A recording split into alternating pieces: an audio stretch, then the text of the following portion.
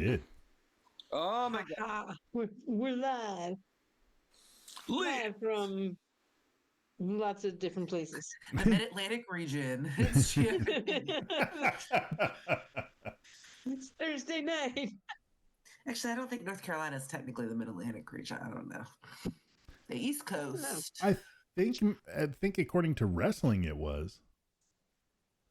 Because I think Mid-Atlantic wrestling. This was Wrestling the determines all geography. yeah. All my geography examples are based upon wrestling.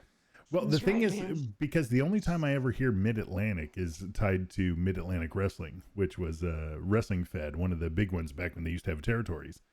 And I think Burlington was in Mid-Atlantic.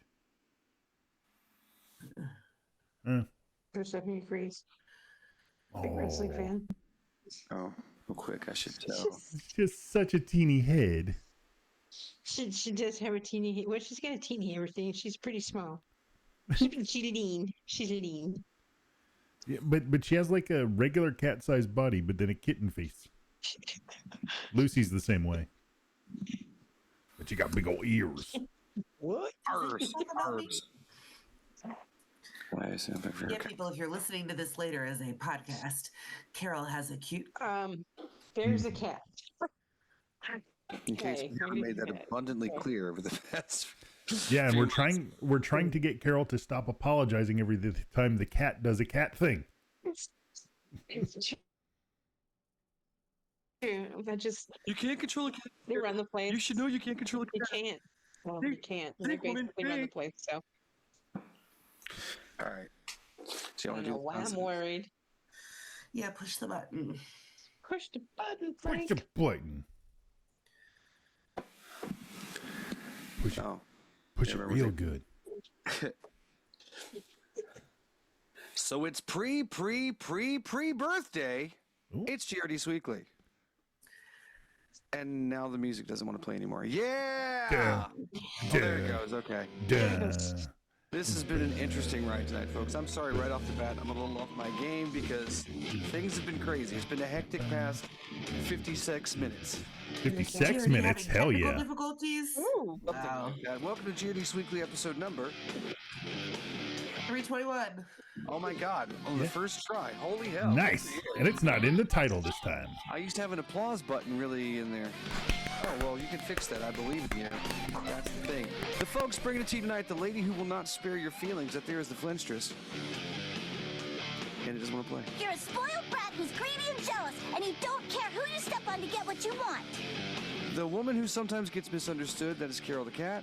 And I want to know which one of you is going to pound my box. The man who knows the rules, it's Podcast Adrian Siegfried. I got it right here in my contract. Says I don't have to do any calisthenics. I don't feel unnecessary. So what do you think about that? And I am the wonderful Billy Flynn, the guy who can be kind. I can't lie to you about your chances, but you have my sympathies. So this is weird. Remember how last week I was saying that I was pushing the button twice? And I don't know why I did that, because you don't have to? Mm-hmm. I'm having to push the button twice to get things to play. What's going on? It's so crazy. What happened, Joe? Tons of stuff. I have some kind of sickness that's Black lung pop.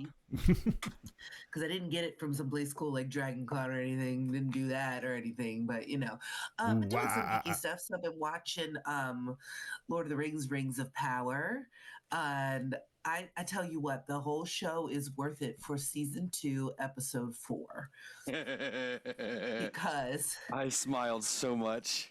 oh my gosh, that was just like the entire reason for this whole show existing. Honestly, was that right there. Like, I'm texting all my friends. I was like, have you read the books? Okay, watch it. Because just like, I don't want to spoil it, but it was just amazing. Amazing. Well, I think you can say who shows up. Can I? I mean, like, That's a I spoiler? guess here's your warning, Drace et al. Captain Picard. Whoever hasn't watched it yet. Tom motherfucker Bombadil. Bombadil. Who is one of my who is possibly my favorite like literary character of all time. I was devastated Wow. he didn't make it into the movies. My love me favorite some character Tom was in 12 Bombadil. pages. Yes! I love me some Tom. I wouldn't say favorite, but I mean like You just did. unsung like hero kind of doesn't get enough respect, or I'd love to see more of him. So finally we got some Tom Bombadil. And the Ents were great. And I mean, everything was great. The casting on the younger Saruman, oh my God, right? I mean, like this whole show, I'm just, it had its fits and starts in season 1. There are some things that are not that great, but like, man, that episode just made me so happy. Like I almost cried. I was so happy. And I really enjoyed it. I'm not as big a fan as say like Carol, but I think Stephen Colbert is the only person who's more of a fan than Carol is. But I really enjoyed it, and so I'm looking forward to season 2. Yeah, and so because of that, and I was like, gosh, when's the last time I've rewatched the original trilogy? So I rewatched Fellowship, but we have the DVDs of it, the extended editions, of course, and I switch over the input on the TV to the DVD and it doesn't work on the first try. And so I'm like, forget it. And so I just like watched whatever I could find on Amazon Prime, which was not the extended edition, but I didn't care. It holds up really well. HDMI inputs. Well, it's a good, you know what? It's a good thing that Frodo didn't give up as easily as you did, Terry. Right? I did. I wouldn't have made it past Rivendell. I wouldn't even made it past the prancing pony. You just been like, screw it. This looks nice. Yeah, here you go, Nazgul. Take it. What do I care? Leave me alone. Be cool, Nazgul. Be cool. But it holds up really well, and it was so fun to like reconnect with those characters. And I think everybody if you're a true fan, like every couple of years, you just have to just rewatch. So I just got through Fellowship, and then I'll be going, through the rest of them tomorrow. So it's always at this point, I love to tell the story that when we were first dating, we're sitting at the food court of the mall watching mall TV. It's what it was called, the TV. Now, to caveat this, I was not a geek at all. I wasn't exactly Penny from The Big Bang Theory, but not far off. She was, but based on her. So we're sitting there having some food, and they show the trailer for Lord of the Rings, and somebody goes, "Oh hell no!" I'm like, "What do you mean, oh hell no?" No, because of the orcs. Woman, that's Lord of the Rings. We are going to see Lord of the Rings. So I had never read the books, even as an avid reader. I had not read the books, and so what is it? We went to go see the movie. And then I had to explain to you at the end of the movie that it's a trilogy. So there's a reason they didn't make it to the place they were walking to. I was so pissed. I was like, Mordor is still like all the way over there. Look how far away that is. What the hell? And we're walking. We're walking. And so I said, these magic words. Well, then, you really need to read the book. And what did you do? I immediately devoured the Spit in your face. Oh, you read the book. Okay. You read the trilogy in like 5 days. Jeez. Yeah, I devoured it. Like, didn't even sleep, just like stayed awake and read. Work school, the trilogy in 5 days. That's impressive.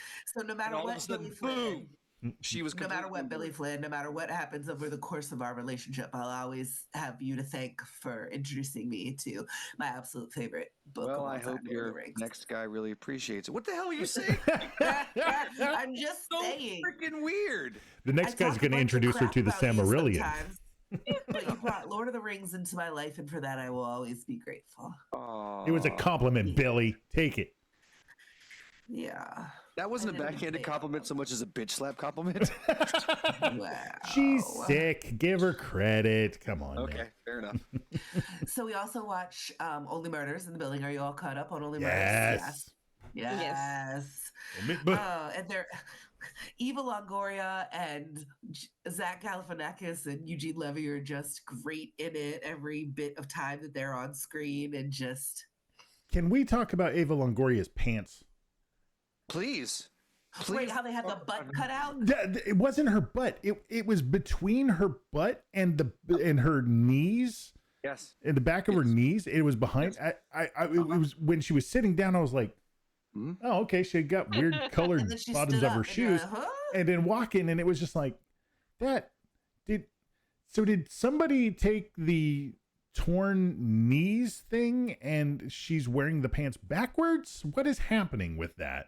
I've seen people wear it where they have like, I've seen like Taylor Swift and some other people where they have the cut at like different points. So it almost looks like shorts and then pants that are, I don't know. I think it was just that it was the same like black shirt, kind of like black and white plaid bottoms, but it was definitely supposed to be like a fashionista kind of thing. I mean, it's definitely high fashion. And look, I used to have the cargo pants that you could unzip the legs and make them into shorts. I loved them. I thought that it was brilliant. But seeing that just was like, that was a choice. It was an interesting choice. Going to Michelle Obama and whoever else later, so she had to be, you know, fashionable. But that's fashion apparently. So I guess I'm just too old. So who do we think shot Saz? We still haven't met Dudendorf. Or Dudendorf, whoever that was. If that's not played by Michael Dudikoff, I will be very disappointed. Or the guy who plays Doofenshmirtz. That Saz left about the OHEL game, right? About like all the, and they found the pig in the bathtub and all. Yeah, there's something going on the West Side. So that show, I describe it as exquisite because it is so damn clever. It has mainstream appeal, which it really shouldn't. And it masterfully weaves the comedy and the drama and all this stuff and tension, which it just kind of weirdly shouldn't. And you, like Oliver Putnam, if we met him in real life, we'd be like, okay, you're way too much, dude. Oh my God. No, thank you. Just the biggest narcissist. But then we still love him. And and Steve Martin is just, he's arrogant, but because of his acting, he's very proud of it. It's like Adam West, but who takes it too seriously, but is also neurotic as hell. Yeah. But not in an outwardly neurotic way, not like Oliver is, but just very like he's not scared of his own shadow or anything, but just like super extra cautious about everything in this really kind of unique way that we haven't seen many characters about. And Mabel's just kind of like morose, but the voice of reason and stuff. But yet somehow these actors are all so damn good and the writing is so tight that it's just like, you can't help but love them. Right. It shouldn't work at all, but it does. And mainstream because it is a niche show. It's about a podcast about two old dudes and a young gal that should not be friends in any way, shape, or form yet. Right. It's just so many things on paper do not work for that show, and yet it will go down as one of the best. Everyone loves murder. That's true. And clever murder. Until it happens to them. Try to figure out who done it. We love murder. It is such a silly show. Only murders in the building, but it just works. And you get to talk about pants. Very true. And if you didn't catch what Carol said, is that everybody loves murder until it happens to them. True facts. God, why can't they understand? Crazy. What else have we been doing?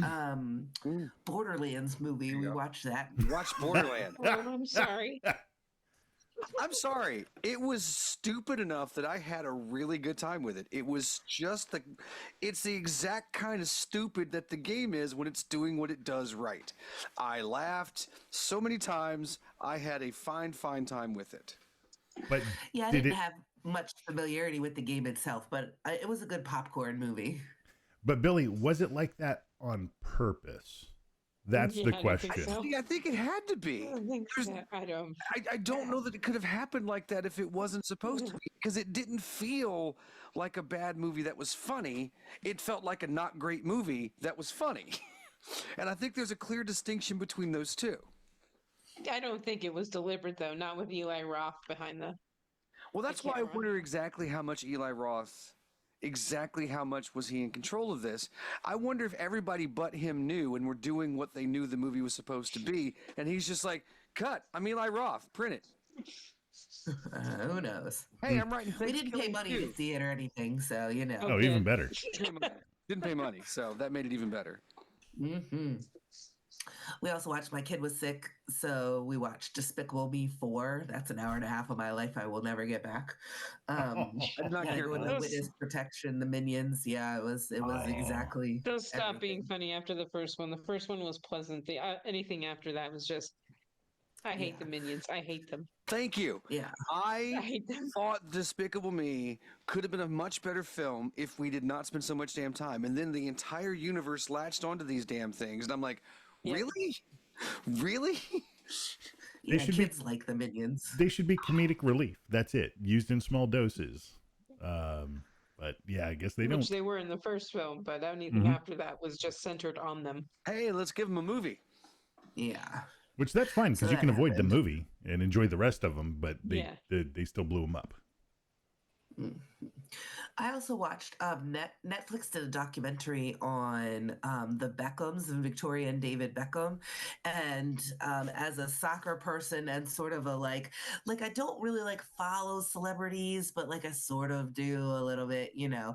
It was interesting because like because the time period of it, it's like you know what I really like is this like near history stuff, like documentaries of stuff that happened not that long ago, but like so we have all this footage, right? It's like The Crown and like these shows where it's like sort of history but sort of not, and it was definitely skewed like favorable to them, of course, because it was their show, you know, like, oh, woe is me, the media is picking on me, even though, you know, I'm selling all this stuff for all these brands. But it was kind of interesting, and there was plenty of soccer, which I like, and you know, just kind of you think about like his impact on the game, and it was that also that era of celebrity, one of those first kind of like, not first, but like you think of like Charles and Diana and like all of that like media buzz, you know, it was that same kind of like everybody was like frenzied over them, paparazzi, they couldn't even go anywhere or do anything, so it was just kind of like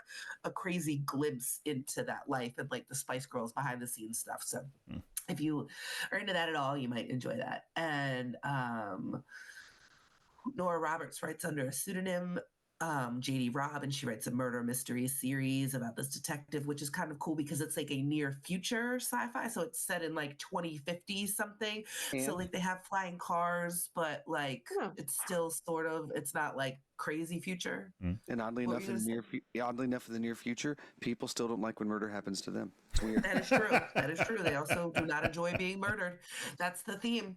But I'm not going to spoil it because I'm sure someone else will be reading it and it just came out. But that was a pretty good one, I had to say. Some of them, it's like you're figuring out who did it, and some of them, it's like you know who did it. You're just trying to figure out how to prove it, and that can also be fun in a different way. So it was kind of cool. And then last thing on my list, when I really write them down, I actually have a bunch of stuff on my list. Billy and I watched some Cobra Kai, of the new season of Cobra Kai that has come out, and we're about probably like 6 episodes in. Oh, that's all there is right now. More's coming later. This season is split, and it's sort of like there's a break, and there'll be the rest of the episode. Well, it makes sense because it was a big kind of bombshell, right? Yeah. Right? Of like, they didn't have to say, stop the fight. They should have just been like, okay, we need to pause this for a second for like 5 minutes. Let's go inside the dojo. Let's like talk about it and like hug it out. Right? But instead, everybody like freaked out. It's like, I can understand when the teenagers act like teenagers, but like a lot of times the grown-ups don't act like grown-ups. And so it's just kind of like, this all could have been resolved if everybody just stopped for a second and just talked about it. But no, we wouldn't have gotten the big dramatic moment, you know, a Tori walking in, and so anyway. Oh, and that was so heartbreaking. Tori, I wonder who's going to have to fight her in the big epic battle. Chosen. Well, I cried with everything that she went through with her.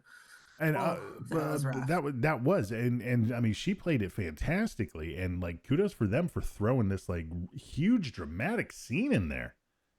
Right. In this on a silly very special show. Episode of Cobra Kai. Yeah, she sees that thing.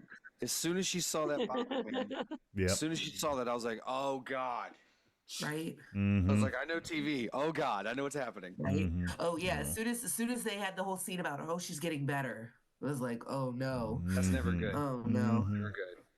Yeah. But like, And like Robbie tries to call her a couple times, but does he try to like go to her house or anything? Like on the one hand, I'm kind of like, okay, he tried, they all tried, but He was did training. they though? He was training. Well, I also think that when it comes, they've kind of shown with the character of Tori, like you can reach out, but if she's not answering, then That's true. Leave her alone. then she's taking her some space. Don't go after her because that is not going to work. Negatory. Yeah. Oh, so anyway, the Sakai Takai, however you say that, is going to be Teki going to be one. Yeah. Seki Teki is going to be one for the record. The Saikai Taikai, that's the first time I've been able to remember what it was called, thanks to you saying it, since I watched it when it first came out. Even while watching the show, between episodes, hell, half the time during the episode, I'm just like, the what now? What's it called again? The Chai Mai Kai. Wait, did I just say something Saikai racist? I don't Taikai. know. But yeah, the Saikai Taikai. And that has been my Geeky Week. Mortal Kombat without all the murder. Because some people don't like it. Don't like that. I'll go next. So I got to spend most of the day in the ER because Wait. I don't take care of myself. And my blood pressure spiked. So that was fun.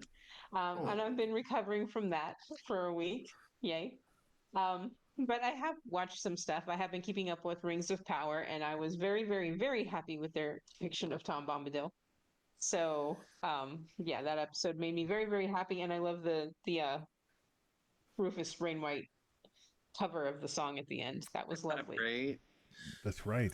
I know people are complaining about this show, and that's fine. If it's not your cup of tea, don't drink it, don't watch it. It's easy to turn your TV off or watch something else. You don't have to. You don't have to hate watch the damn thing. But hey, Right. keeps ratings up. Take it. I did finish the first season of Shogun, and if you haven't watched that, it's incredibly violent, but it is so very, very good. I highly recommend it. I think we're getting a second season. It doesn't tell the same story though, because this is done with the book. Shogunnier. So Well, now yes. does Michael Keaton reprise his character in that or anything? Oh no, wait, that's Gung Ho. No. Okay, It's sorry. gung ho. God, what else have I been watching?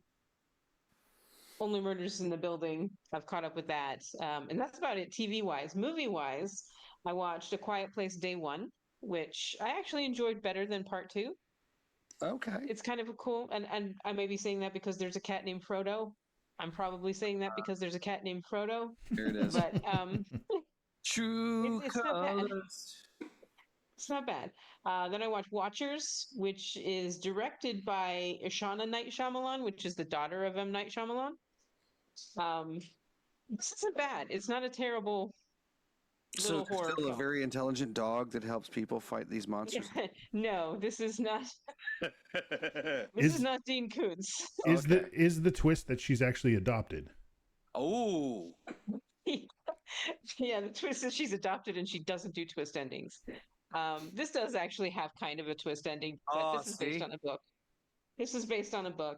It's very atmospheric. I liked it better than M. Night Shyamalan's last film. That's for damn sure. Well, the last film I saw, which was old. He's becoming the Michael Bay of Uwe Bowls, isn't he? His films haven't been that old. But, I think it's The Watchers, not just. Oh, okay. It's pretty good. Then I watched a shark movie, Something in the Water, which was terrible, and I was rooting for the shark. And then I watched Immaculate, which I didn't like as much as the first Omen, and I had issues with that one. Although, man, Immaculate has an ending that is pretty freaking brutal. So it's a dumb movie with a brutal ending. Okay. Then I watched Speak No Evil, the original Danish film, because I'm going to see the American remake. And then you followed up with a weekend. remake of the Richard Pryor, Gene Wilder. Yes. And this one, I don't know. I don't know what message it was trying to get across, but I wasn't buying it. It's not a bad film, but I didn't really like it. So we'll see if we'll see if they change some things with the American remake. Ben, for terrible movies with wonderful people, we cheated and did His Girl Friday. It's not a bad movie. This is the However, first time I've seen this beginning what? to end. Really? Seriously, the first time I've seen this, and I need to I- watch it again because Massive Cary Grant fan. So, oh my Yeah. God. um, We get this you- movie you need to be paying attention because the dialogue goes so fast. Yep. It's absolutely, So fast. it's absolutely an inspiration for Moonlighting. It absolutely was. Yes. 'Cause their dialogue is just boom, boom, boom, boom. It's never stops. 90 minutes. There's like no break in this just rapid fire dialogue. And I don't think I was in the proper brain space to appreciate it. So I'm going to need to watch that again.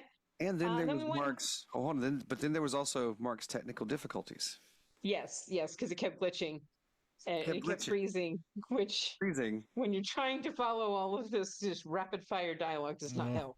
And it switched servers on him during the watching, so people's timings got completely off as to where they were in Yeah. the film. Oh. Mark He finished like finished 10 the minutes movie, before. and 10 minutes later, everyone else finished. Isn't that typically how it Like, goes I've with just been Mark? waiting in the waiting room for 10 minutes. And It's then like, I went oh, and saw I'm really Beetlejuice, sorry I Beetlejuice. missed that one. I was really sorry I missed that. I was like, oh God. Then I went and saw Beetlejuice. And I loved it. No, I've you heard loved it, some loved it. people have liked it. I've heard some people haven't as much, but I'm glad you liked it. It did not, I appreciate the fact that he did not remake the first film, which I was worried about because they have a tendency to do that when there's like this huge gap in between. They just kind of remake the first film. Yeah. He didn't do that. This has its own kind of style, it has its own kind of feel, which I appreciated. It's funny too. I actually laughed quite a bit. It's not as good as the first one, but that one blended his aesthetic with story just so perfectly. I don't think you can quite get that again. But it's Tim Burton's best film since Sweeney Todd. Wow. Also a low bar then. It's a well, and I may be saying that because I love all things Sweeney Todd. So I I'm a liked big Sweeney fan of Todd. that show, so I think I cut that movie some slack that it didn't deserve because I love the show so much. so yeah, I can't think of anything after Sweeney Todd that he's made that's really What about Big Eyes? been Did good. he do that? He did do Big Eyes. That's such a non-Tim Burton film. It's so weird. Oh, okay, fair enough. It's very not Tim Burton, but he did direct it, and I didn't quite. I remember seeing that, and I didn't really like it. I don't think he was the good. I don't think he was the best director for that story. But yeah, I can't think of anything else he's done recently that's been as good as Beetlejuice.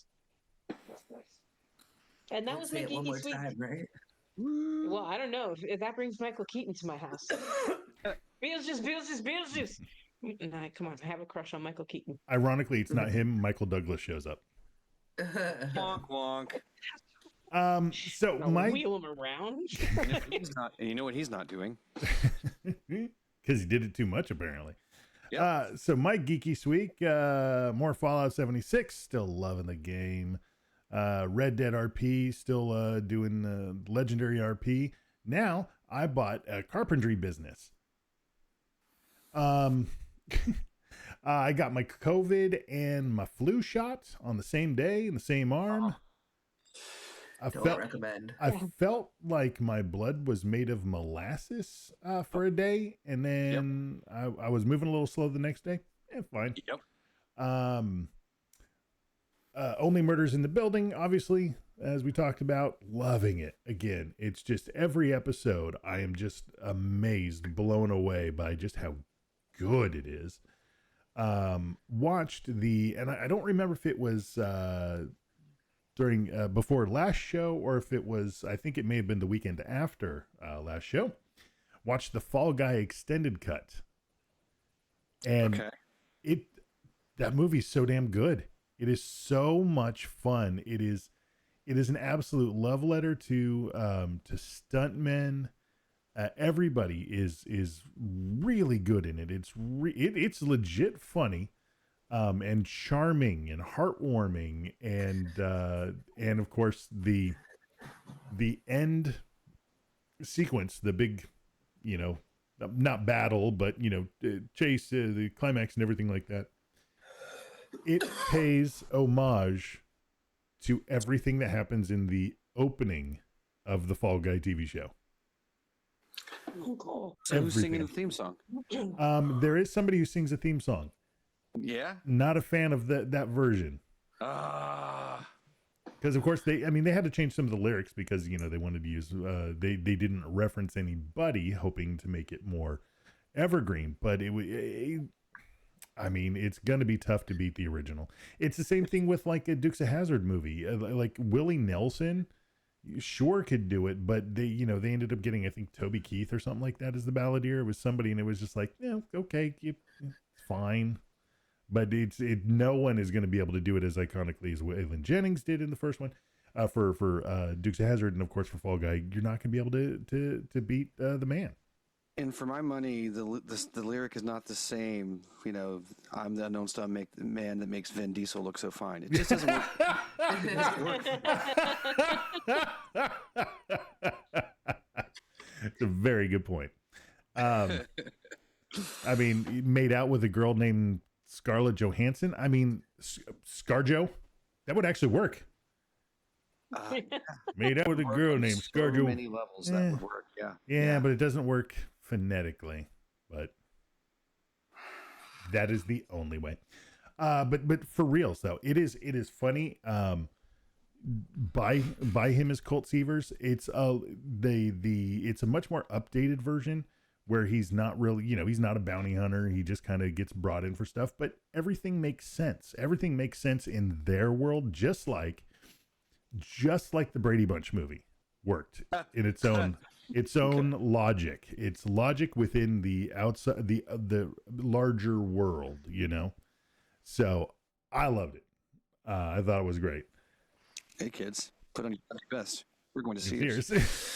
I think I'll go for a walk outside now. The summer sun's calling my name. You hear me? Get away. That chick's harder to get into than a Pearl Jam concert. I freaking love the Brady Bunch movie. Oh, so good. It was great. And then of course I watched the definitely watched somebody who was murdered and didn't like it. I watched the presidential debate. Oh my God. Oh my God. I think, what? I think that they're right. There actually is, and I'm sure many of you have seen the meme, that there actually are extreme late-term abortions. I believe there was a 78-year-old late-term abortion on that stage there. Well, the meme that's just like, it's funny, but also makes you go, damn, this country sucks, is, hey, Republicans, an after-birth abortion is called a school shooting. Yeah, exactly.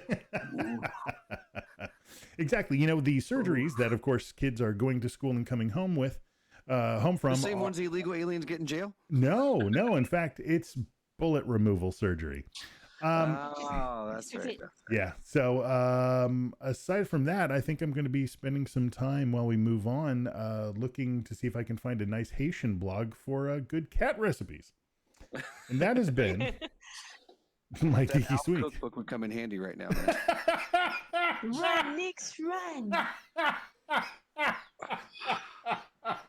Somebody needs to reprint that stat. Get on that. That's gorgeous. Hey, Double Day. Wake gorgeous. the hell up. Yeah. Oh my God. Do you think that's what happened? Do you think legitimately, like, he watched an episode of Alf and they told him he was a Haitian? He wasn't an illegal alien. I'm just saying. Well, he is hairy, so also true. Oh, look! I don't know, man. I just don't know. Go back where you came from, Gordon Shumway. Go back to Melmac and play some more Booyah baseball. Goddamn right, I know that information about Alf. That's because the cartoon was infinitely better than the series. Yes. That's been my squeaky. Did the cartoon take place before or after the series? Before he was back on Melmac. Yeah. So okay, Carol. because I've never watched the cartoon series. I just watched Alf. At the end of the series for the show, but as a separate series, cartoon, basically the government caught him and killed him. He was captured and then dissected to learn how he works. Okay, here's what will get you to watch this. The one thing that I will never forget, ever, is when Gordon, because he's not Alf yet, when Right. Gordon is trying to distract from the people that are going to cause them all the problems, he's like, okay, I got a joke for you. Okay, I don't remember how it goes, but the punchline is, and then the nun said, pass the avocado dip. There you go. There you go. That show is uncomfortable to watch because if you know anything about the behind the scenes stuff Oh god, that was going yeah, on, yeah. but so watching the the live action show is uncomfortable for any time that Alf is not on screen. Every time Alf's on is fantastic. Yeah. All right, Billy. Somebody's sweet. Okay, so I guess I should announce officially that, hey, Geek Radio Daily is an executive producer for Emotional Support Demon. Hey! We're gonna help make that film happen, and we didn't request it, but apparently there's gonna be some swag. We're executive producers, so we're gonna be in the film. I'm even led to believe that a character, maybe just someone in the background, will be wearing a Geek Radio Daily T-shirt. Nice. So, yay! Maybe they'll get murdered. That would be great, right? I like Well, this. that would be the one person, right? It's only one person, so what the hell are you It's gonna only do? a 10-minute movie. Maybe the sequel, you know. That's right. Murders. Yeah, that'd be great. So I have wrapped up season 2 of From. I told you I've fallen in love with this show. Oh my God, this show is so weird. This show is so strange. This show keeps pulling more and more things where it's like, what the hell are you talking about? Where are these people? It's the greatest thing in the world. Where are they? Because they're in a town and, you know, lights come on, there's electricity. However, one of the new people realized the cable coming out from the lamp, it doesn't look like a regular cable. So someone decides, I know, let's dig and find where the wires are going. Well, you know where they're going? Into the ground. They're not hooked to anything. They're not hooked to anything. And there's power in this. It's a strange show. And the season finale has just, it's one of those moments where I'm like, oh my God, wait. You just changed everything. How are you going to explain this? And I couldn't wait to find out because right there on Prime, it says season 1, season 2, season 3. So I go to season 3 and find that there's a trailer for season 3. Oh. Because season 3 ain't out yet. Oh. This whole time I thought I had 3 seasons because it says 1, 2, 3. I didn't look in season 3 to see what was there. I don't want to see the episode title names. I don't want to give shit away. I don't want that. So I thought I had 3 seasons. I wrap up 2. All right, let's start 3. That was great. What the hell happens next? Show me. You're not going to show me. Yeah, I do not like that bamboozlement. So, you know, it would have been nice if it just said trailer for season 3, but no, they put it in the season 3 subdirectory, making me think that there were things in the subdirectory. So season 3, I believe, starts up on the 22nd of this month. So now I have to wait. So I should have a lot more stuff on my list, but no, I don't. Because I've been playing Star Wars Outlaws. Have I told you that I freaking love Star Wars Outlaws? I don't know if I've said that to everybody. I want to make sure everyone understands this. So when last we talked, you know, I'd seen Jabba and I'd escaped from a Rancor pit, and he gives me a mission to go do because I'm in bad standing with the Hutts. All the crime families, what you do and what not, you know, raises how and lowers how the family feels about you. So I'm in bad with the Hutts. I'm in bad, okay? So I go pull this mission for Jabba where I escort some of his ships to get to a planet to deliver some goods. Some people decide, hey, why don't you let us have it? They want me to double cross the Hutts. And I'm not double crossing the Hutts. Again, because I've done it once in this game. And I think there's only so many times you can double cross Hutts before things get really, really, really bad for you. So I decide not to, and that's fine because then the Empire attacks. So now I'm in my spaceship in a dogfight with TIE fighters. Oh my God, am I loving this game? So I get the ships landed safely, and my standing with Jabba doesn't move up at all. He just thinks that we're even for me breaking into his place. So then I have to go pull another mission for the Hutt, so now I'm in poor standing. Poor is better than bad. So I have another mission or two with the Hutt so I can be at least neutral, which would be nice because being in bad with the Hutts affects the other things that you get to do in the game because there's so much you get to do in this game. There's so goddamn much you get to do in this game. Well, how's your standing with the other ones, like the Pike Syndicate? Are they hate you? Pike Syndicate, I'm bad. Crimson Dawn? bad. Crimson Dawn, I'm good. I'm in good with Crimson Dawn. And once I take care of some Jabba shit, I'm going to go do some more work for Crimson Dawn, which is hysterical because if you read the books and stuff, I don't like the Crimson Dawn people at all. But in the game, they're my people. Because that's just how this character's life goes. I'm not playing myself. I'm playing my character. So thank you. Well, they were one of the first ones that you had the opportunity to even work for anyway. Yes. Because and they were the first ones I double-crossed Jabba for. Because I had to do something for Jabba, then someone shows up with a blaster in my face saying, hey, I'm going to kill you or else backstab them. And I'm like, yes, earlier in the game, yeah, I guess I'll backstab him. Let's see what happens. Wow. You know what happens? I had to do a mission for him and he didn't give me shit for it. Thank you. Good times. So at least you were alive. So, I'll see if I get to do more because I've got that one mission of Star Wars Survivor that I need to finish so I can clear it off the laptop because I've only got like 15 gigs left on the laptop now. That'll happen. So we need to do that. Right, but then you're like, oh, I don't want to play Survivor when I have Outlaws. You could always just not finish it, but I mean, Have you met Billy? I'm a man. I'm going to finish. Thank you. Hey, everybody. That's how that works. And a quick note for everyone, since we're talking, it hasn't happened yet. However, I have purchased the Jackbox Naughty Pack. So tomorrow night we will be playing the there's only 3 in this pack, the 3 games in the Jackbox Naughty Pack. I'm a little confused that there isn't a Quiplash-like game that gives you naughty prompts to write funny things about because we write really nasty, naughty things in the current prompts that they give us. There is now an adult version of that, one of the drawing games. Maybe it's a TKO. Yeah. There's an adult version of TKO, and I'm like, we're already doing that. So how can you make that more adult? I don't know. It's dirty on purpose this time. I can't wait to find out. So we will see. Yeah. Yeah. You have to, in the game, you have to draw logos and you have to write slogans. So how do they change that to make it more adult? That's what I'm saying. We're already drawing naughty things. We're already writing naughty things. How does your game? How have you tailored the game to make it that way? We'll find out tomorrow evening. Be there, and you'll see all of that. And then of course. Karaoke is Saturday, so yeah, you should come out for that as well. Why not? Yay. Hopefully my voice will be better by then. Chad and Abby are up to now. If you know what TV show they're on this week, you could win yourself a prize. It's your further adventures of Chad and Abby update. Chad is the news director for a 24-hour news network and must decide how far he'll go in pursuing a news exclusive that'll put his network on the map. A hostage crisis and a dry cleaner forces the lighter side news expert Kate to put on a bulletproof vest and interview the disgruntled gunman face to face. News director Abby, wait, how many news directors they got? Must face the fact that the nature of her 24/7 job doesn't care about her social emptiness she's experiencing. And at the same time, Stefan, a reporter, is held in contempt of court for holding videotape on a story. He's thrown in jail, adding pressure to his strained family life. Chad knows his plan will lead to an emergency in the ratings for the network. Abby says, get your stuff ready to make it happen. Kate thinks dark skies are coming, and Stefan just wants some soul food, which is all smash and scoop. Disintegrating dispatch. It's cracking communique. Hashtag Chabby. Forever. No blasted letters today!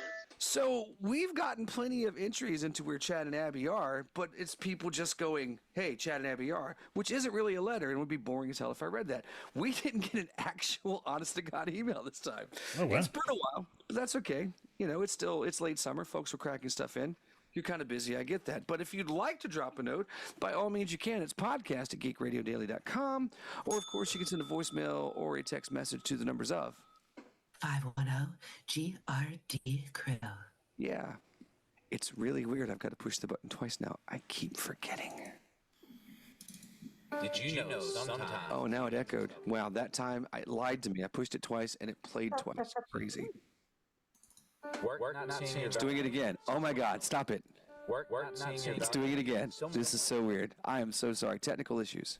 Work not seeing your value? Someone else taking all the credit for your ideas. Have you worked your whole life to be a good person, but nobody gives you the credit you deserve? Did you know sometimes demons help good people too? Would the emotional support of a dedicated demon make your life better? Find out in 2025 with the latest short film from Oh Hi Mark Productions, Emotional Support Demon. Check us out at esdmovie.com. Hey everybody, it's Tony Todd. You're listening to Geek Radio Daily. Stay tuned and drop out. God bless you. Somebody has to, I suppose. Yeah, so welcome back to the whole shebang, shabab, shaboobie bobby woo. Some of those only had to push once, some of those had to push twice. That doesn't make any sense at all. It's been a very, very odd last hour or so. I don't even remember what it is anymore. Let's push a button. Twice. Geek News! He's got a point. So many things weird. Take a look at the world from a geeky point of view. Is this week's chatty Lou Grant? Anyway. No. So Los Angeles is about to go full Wicker Man thanks to the first teaser for 911 Season 8. The upcoming installment, as well as its bee-themed three-part opener, will premiere on ABC on September 26th. New episodes will be available to stream the following day on Hulu and Disney+. So far, the 911 team has tackled tsunamis, earthquakes, floods, and a bouncy castle that blew away. But this time around, their natural disaster foe is 22 million killer bees. Set to Phil Collins in the air tonight, the 30-second teaser trailer starts with Maddie, played by Jennifer Love Hewitt, taking a 911 call. The camera then immediately snaps to show a truck exploding as it carries multiple crates. That truck was hauling 22 million killer bees, a fellow dispatcher tells Maddie. Enough bees to kill? She asks. 44,000 people. As this version of In the Air Tonight becomes more frantic, the camera shows people wildly swatting at their faces. At one point, it shows Eddie, played by Ryan Guzman, as he books it for his life. It's a bee-nado! Buck, played by Oliver Stark, ever the wordsmith, declares. This upcoming season will pick up after the events of Season 7 with Captain Vincent Gerard, played by Brian Thompson, as the new Bobby, Peter Krause. I don't know what that means. As Bobby tries to adjust to the retired life by consulting on a TV show, the rest of the fire... Look, nobody cares because it's a dumb show. But I personally am looking forward to next season when they up the ante in Season 8, where they finally face off with the dreaded Torcano Quake Blizzvalanche Firehurricane bees. How many bees? All of them. Yeah, the volume didn't work either. God damn. Okay. And new software, you sorted out. I just mad. I got to redo everything again. Carol, you're up. Or no, Terry. Yeah. Who's up? Good. I don't know. Oh, Carol goes I'll go. Oh, okay. I'll go. Yeah.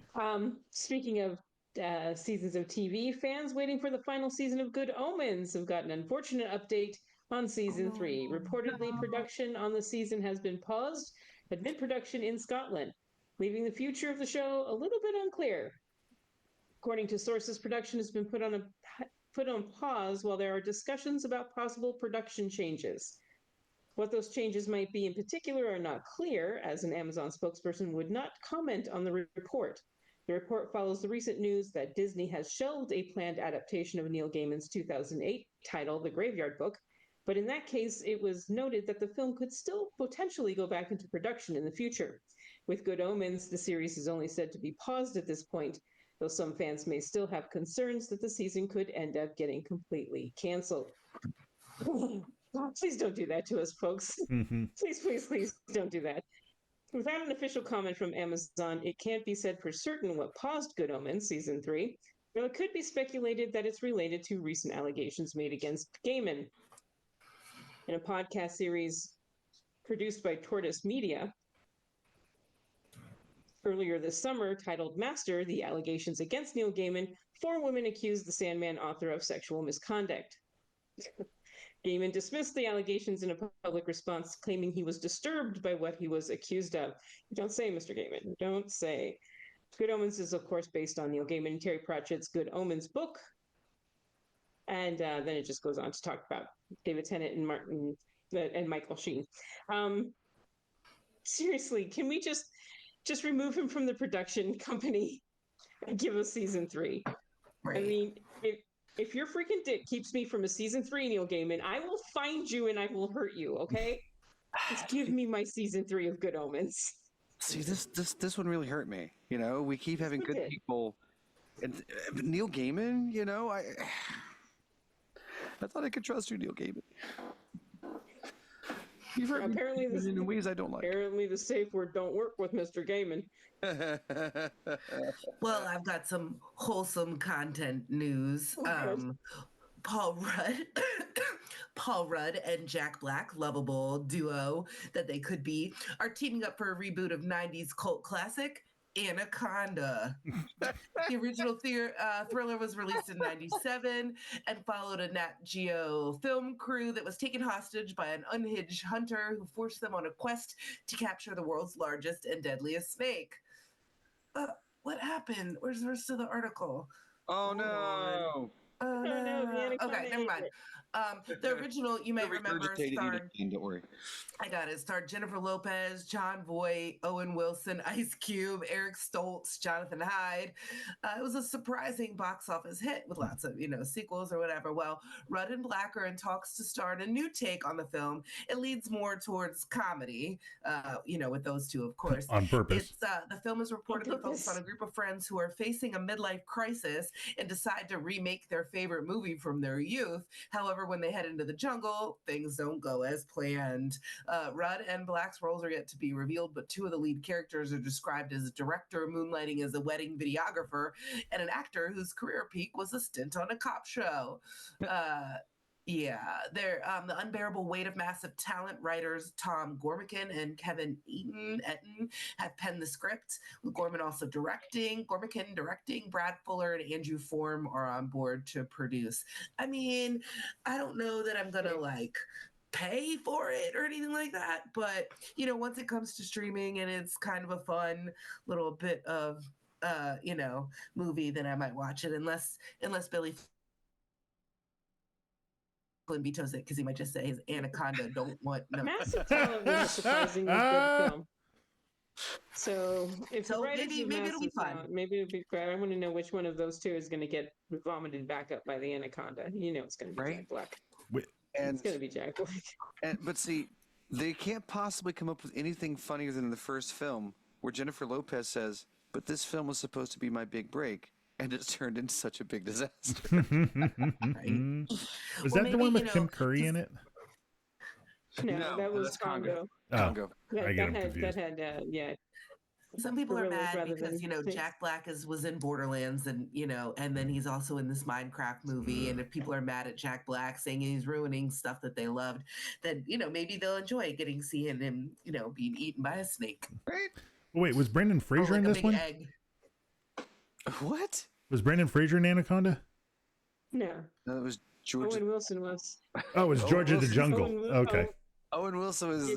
Wow. Eric Stoltz, who, has something happen to his windpipe and is in a coma for most of the film, so good for him.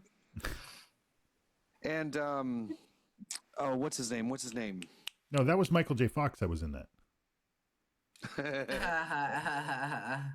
Angelina Jolie's dad. That guy. What's that guy? John Voight. John Voight. I did say who was in the movie when I was reading the article. But then you act like I listened to you. So right. That was before he went completely insane. Yes, back when we still enjoyed him and the things that he would say. Keep in mind, his daughter used to carry around a vial of her husband's blood, so I think he's always been a little nut bar. Her brother's blood. Yeah. No, she had other things with her brother. So. She had Bill Bob Thornton's blood. Right. Yeah. Mm-hmm. So there have been jokes about in-laws since the birth of comedy, and if you don't believe me, watch the Flintstones. But Japan seems to have the worst case of folks hating their in-laws so much that they have found a way for people to remove in-laws from their life after the unfortunate death of their spouse, because in Japan, you can end familial ties with a posthumous divorce. Because I guess till death do us part doesn't mean the same thing, but it does. Japan does have till death do us part. That mentality is in place as it is most of the world. And technically, it's legally impossible to divorce a dead person. It's simply a way for the deceased spouse. They're not getting divorced. The technical name for what they're doing is called notification of marital relationship termination, which means one is officially severing ties with the family of a deceased spouse. And what's weird about it is it doesn't serve any purpose for most people aside from a government-approved official statement that someone finds their in-laws unbearable, in case my sarcasm or eye-rolling didn't really get that point across. Posthumous divorce also has no effect on the person's legal relationship with their late spouse. They can still choose to keep the surname. You're still eligible for all inheritance, pensions, insurance policies. They can even have their own remains placed in their spouse's grave, since their legal relationship to the late spouse is still fully intact. And a posthumous divorce can be obtained unilaterally, and in-laws will receive no notice of it from the government. Only the spouse of the deceased can file for this too. The late spouse's family cannot sever ties this way. So if you want to be the Pauly Shore on their side forever, you can do it, buddy. Oddly enough, this isn't new. According to the data from Ministry of Justice, the number of annual posthumous divorces averages around 4,000 compared to the less than 2,000 during the late 90s. This has been going on for over 30 years. Many of the cases have the divorce used as a tool when spouses are dragged into inheritance disputes or other problems by order of the deceased will. However, there's recently a growing group of people in the same situation, as a 53-year-old woman in Tokyo who described the process of legally cutting ties with her in-laws as a tremendous feeling of liberation. You can't keep me in your life, not even over her dead body. The hatred of in-laws isn't going anywhere. So sure, maybe have the government tell them to back off. It's for the best. It could be a solution to a problem that has long plagued us and is sure to plague humanity well into the 21st century and probably beyond. And if you don't believe me, just watch The Jetsons or Partridge Family 2200 AD. GRD is licensed under the Creative Commons attribution, not commercial, non-derivative work. United States 3.0 license. Come check us out on Facebook and on Twitter. And stop by the website at geekradiodaily.com. That's right, I dug for that one. Now that's weird. On the same page, one push played that, but two on that one. Wow. Technical difficulties. I'm going to shut up about it. We'll get that fixed. Blah, blah, blah, blah, blah, blah, blah. Drop us a note. It's podcast at geekradiodaily.com. Push it twice. Or, of course, the voicemail text message number you need is 510-GRD Crew. I wonder which one of these. And happy belated birthday, Rich, and happy almost birthday, Flynn. That's right. Thank you. Yes, happy birthday, Flynn, almost. Yeah. Good night, everybody. You can waste time with your friends when your chores are done. Damage averted. All systems operative.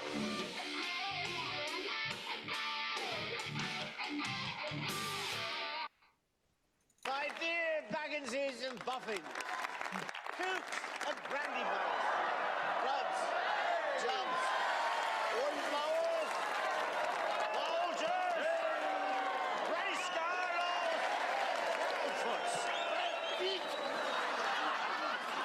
Today is my 111th birthday. Alas, 71 years is far too short a time to live among such excellent and admirable hobbits. I don't know half of you half as well as I should like, and I like less than half of you half as well as you deserve. Yeah, I have things to do.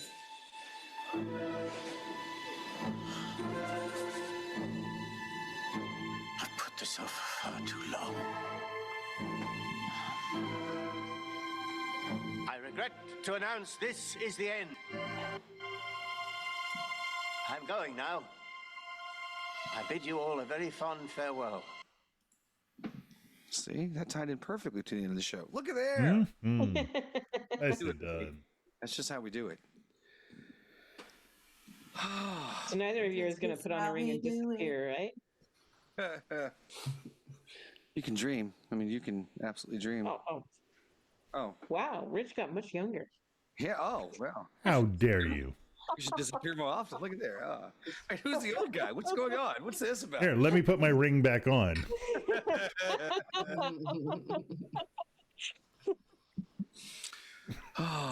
Craziness. So, yeah. Yeah, so thank I'm sorry, I have nothing left to commit. This week has Good just been night. taxing physically. Let him stop the stream so you can say one thing for the post-show thing. Come on. Yeah, there you go. Tell everybody bye, Rich. Oh. Is the Twitch stream stopped? No. Not yet.